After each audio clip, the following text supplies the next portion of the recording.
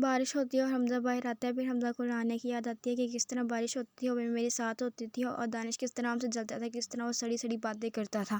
کہتا ہے کہ کاش وہی پل دوبارہ واپس آ جائے، وہی زندگی جو میری اور رانیہ کی تھی اور اس میں کوئی اور نہیں تھا۔ پتہ نہیں کہاں سے یہ دانش آ گیا، کہ دانش نہ آتا تو آج یہ سب کچھ نہ ہوتا، نہ رانیہ مجھ سے دور ہوتی، نہ میں رانیہ سے دور ہوتا، نہ ہی میں بارش میں اس طرح آج اکیلا کھڑا ہوتا، آج پھر میرے ساتھ رانیہ ہوتی، اگر یہ سب کچھ نہ ہوتا۔ اور کہتا ہے کہ دانش کو ہم نے کتنا اچھا سمجھا، اس کے ساتھ کتنا اچھا کیا، اس کو اپنے بھائیوں کی طرح رکھا، اس کا ہر ایک چیز کی خیال رکھا، پھر بھی اس نے مجھ ساتھ ایسا کیا۔ دانش سے مجھے یہ امید نہیں تھی جو سب اس نے کی ہے۔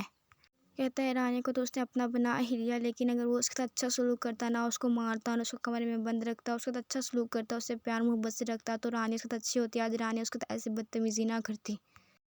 حمزہ کہتا ہے کہ دانش کتنا بدتمیز ہے، اس نے رانیہ کی ساری پراپرٹی اپنے نام کر لی، اس کا ہر کچھ اس سے لے لیا، انہی کی وجہ سے ان کا ابو بھی مر گیا، اب بیچارہ اکیلے رہ گئے، نہ اس کا دنیا میں کوئی ہے نہ رہ سکتا ہے۔ حمزہ کہتا ہے میری لائف میں کیا رہ گیا، اب یہ آج بارش ہو رہی ہے اور میں اکیلا اس بارش میں کھڑا ہوں، مجھے رانیہ کی اتنی یاد آ رہی ہے، لیکن وہ میرے پاس نہیں ہے، نہ وہ میرے پاس آ سکتے، نہ ہی میں اس کو بلا سکتا ہوں اپنے پاس۔ نواب اپنی امی سے کہتی ہے کہ میں نے فیصلہ کیا ہے کہ ہم رانیہ کی امی کو ماریں گے۔ نواب کی امی کہتی ہے کہ کیسے، اور نواب کہتی ہے کہ وہ میں آپ کو بتاؤں گی کہ میں نے بہت بڑا پلان بنایا ہے، جس کی وجہ سے وہ مر بھی جائیں گی اور ہمارے اوپر الزام بھی نہیں آئے گا، ہم کسی طرح سے پھنسیں گے بھی نہیں۔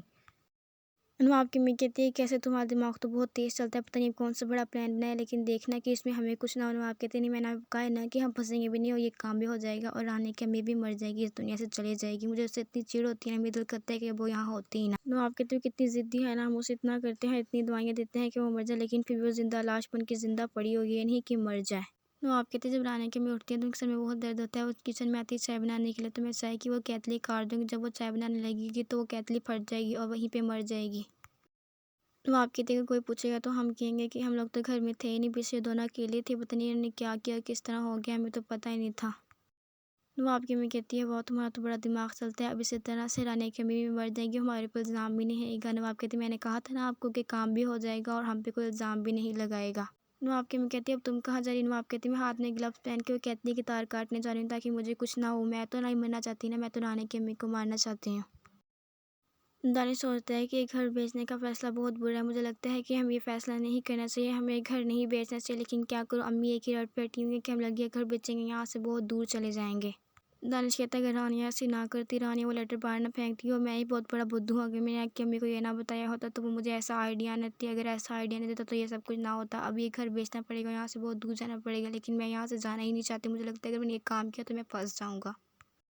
اور پھر رانیہ کے بارے میں سوچتا ہے، کہتا ہے کہ رانیہ تو بہت بدتمیز نکلی، میں نے اس سے محبت کی لیکن انہوں نے مجھے کیا صلہ دیا۔ یہ کہہ کے کہتا ہے کہ اب میں کر بھی کہہ سکتا ہوں، اگر رانیہ مجھے مجبور نہ کرتی کچھ کرنے پہ تو نہ میں اس کو مارتا، نہیں میں کمرے میں بند رکھتا، کاش مجھ سے محبت کرتی جس طرح وہ حمزہ سے محبت کرتی تھی۔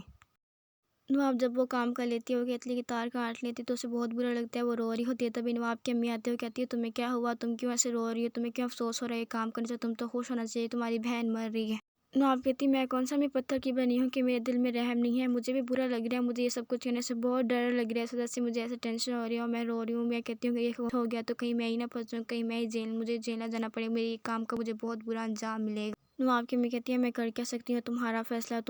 تو کوئی بدل ہی نہیں سکتا، تم جس چیز پہ اڑ جاتی ہو وہی ہونا ضروری ہوتا ہے۔ رانیہ سو کے اٹھتی ہے اور کہتی ہے کہ پتہ نہیں مجھے کیوں ایسا لگ رہا ہے کہ میری امی کے ساتھ کچھ برا ہونے والا ہے، مجھے بہت گندی گندی فیلنگز آ رہی ہیں، میرا دل کیوں اتنا گھبرا رہا ہے۔